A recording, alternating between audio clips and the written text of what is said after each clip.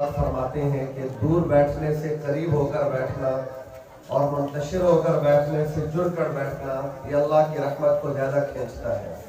تو ایسے مجموعوں میں اللہ کی رحمت پورے مجمع کو ڈھانپ لیتی ہے، اللہ کے فرشتے پورے مجمع کو ڈھانپ لیتے ہیں۔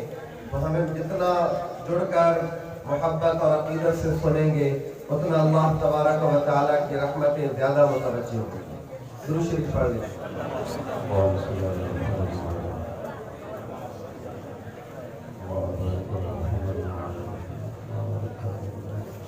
الحمد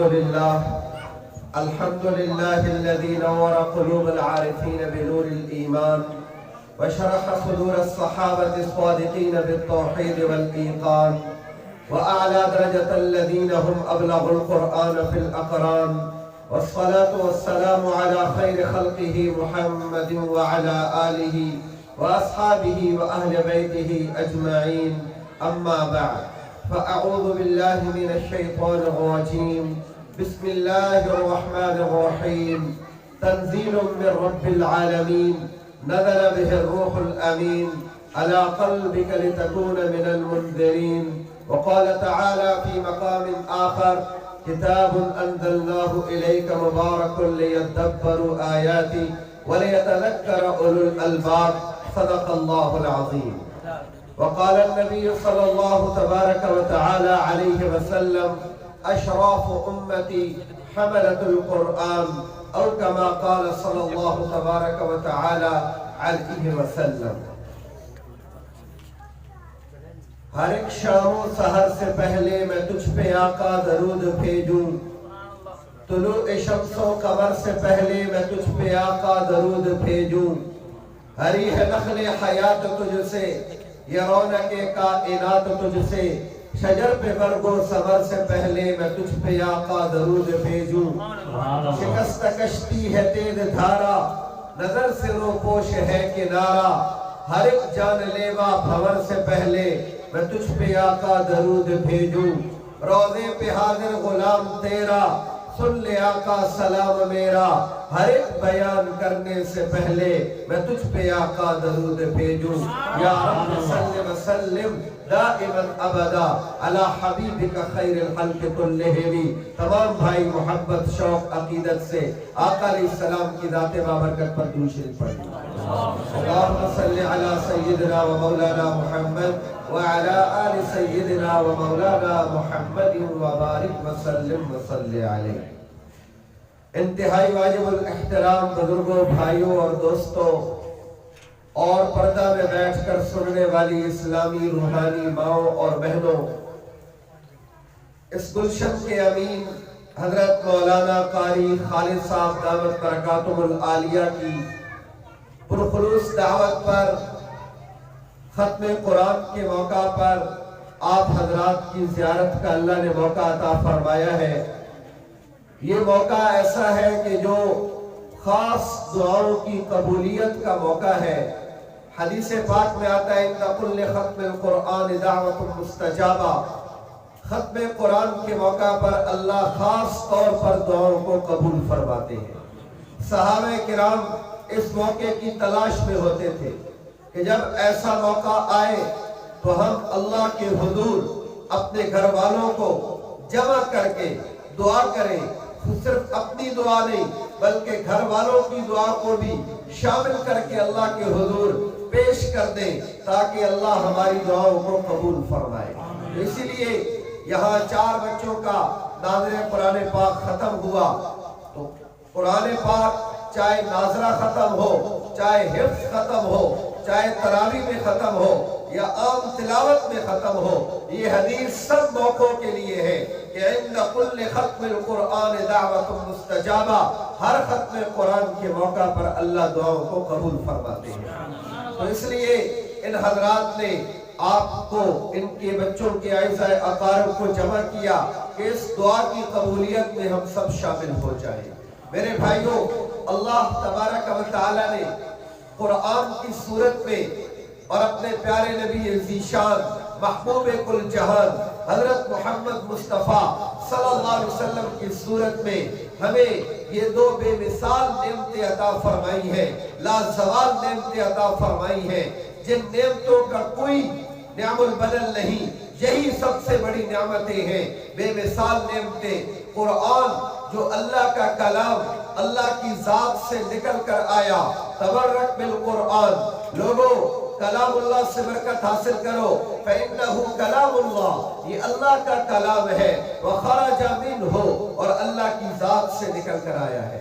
جب یہ اللہ کی ذات سے نکل کر آیا تو جس سینے میں یہ کلام اتر جاتا ہے وہ اللہ کا کتنا پیارا بن جاتا ہے، اللہ کا کتنا محبوب بن جاتا ہے کہ میرے نبی نے فرمایا اشراف امتی حملۃ القرآن، میری امت کے سب سے عزت والے لوگ وہ لوگ ہیں جو قرآن والے ہیں، جو اس قرآن کے ساتھ جڑے ہوئے ہیں۔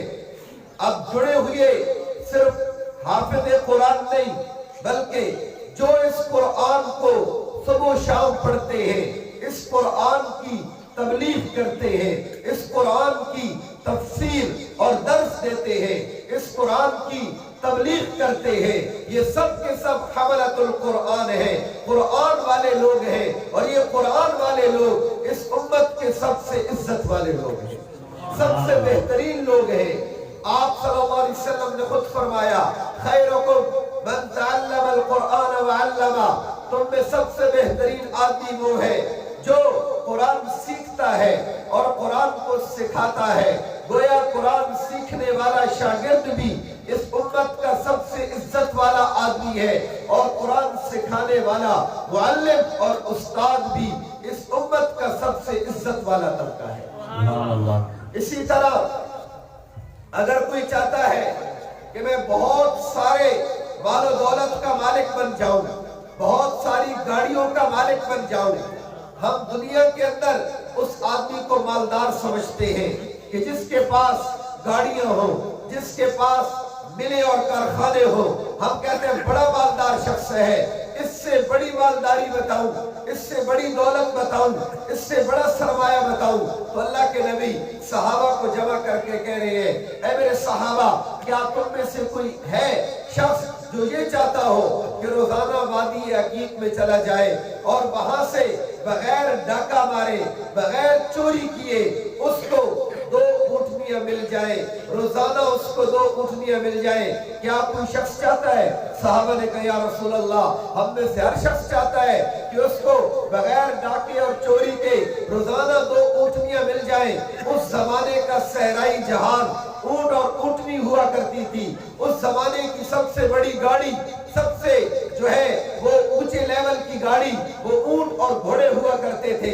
تو آپ صلی اللہ علیہ وسلم نے فوراً فرمایا کہ پھر تم ایسا کیوں نہیں کر لیتے کہ مسجد چلے جاؤ، وہاں تم 2 آیتیں سیکھ لو، اگر قرآن کی 2 آیتیں سیکھو گے یہ 2 اونٹنیوں سے زیادہ بہتر ہے، تم 3 آیتیں سیکھ لو یہ 3 اونٹنیوں سے زیادہ بہتر ہے، تم 4 آیتیں سیکھ لو یہ 4 اونٹنیوں سے زیادہ بہتر ہے۔ اور جس نے 6666 آیات سیکھی ہے، بتاؤ اس کے پاس کتنا اونٹوں کا سرمایہ اور کتنا آخرت کے اعتبار سے ذخیرہ جمع ہو گیا۔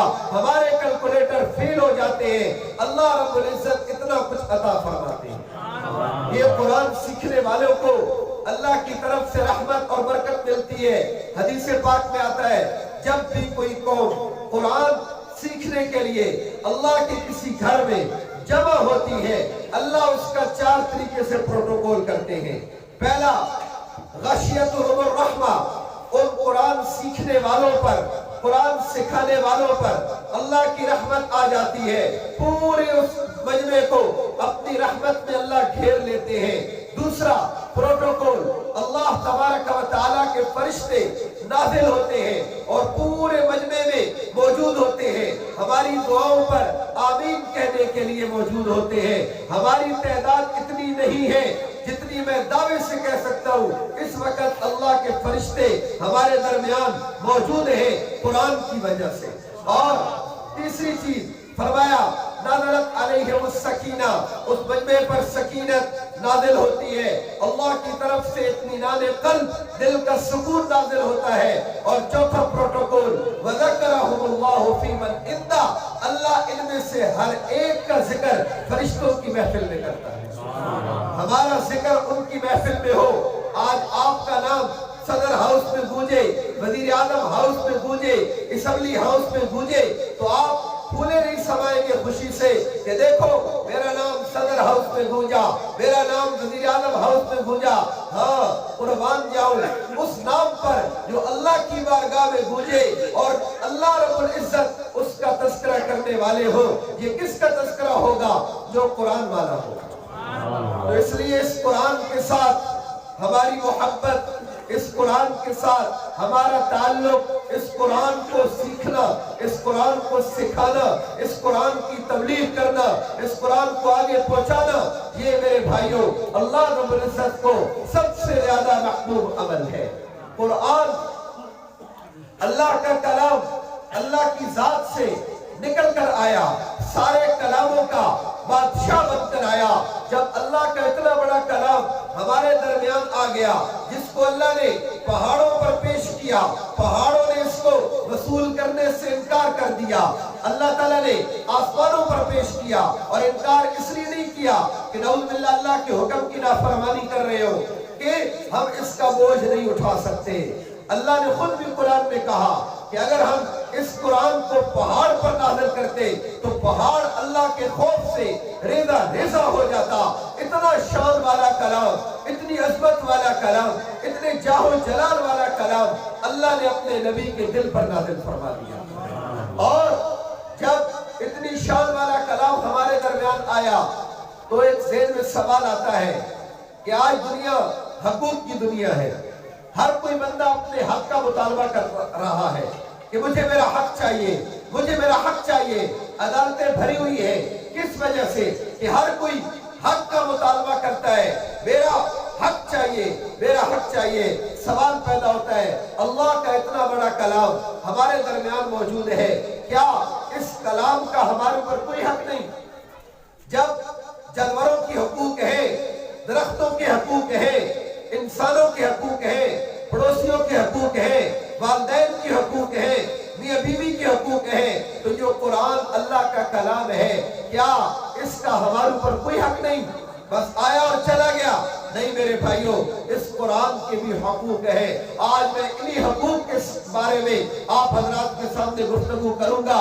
आप अज़मत कुरान के हवाले से बयानात सुनते रहते होंगे, शान कुरान आप सुनते रहते होंगे, लेकिन हकूक कुरान ये भी एक अजीम सब्जेक्ट है, अजीम मौजू है कि कुरान हमसे कौन से हकूक का मुतालबा करता है। अगर हम इन कुरान के हुकूक को अदा करने वाले होंगे तो हम कुरान वाले कहलाएंगे, वरना हम कुरान वाले नहीं कहला सकते। वो कौन से कुरान के हकूक है जिनका कुरान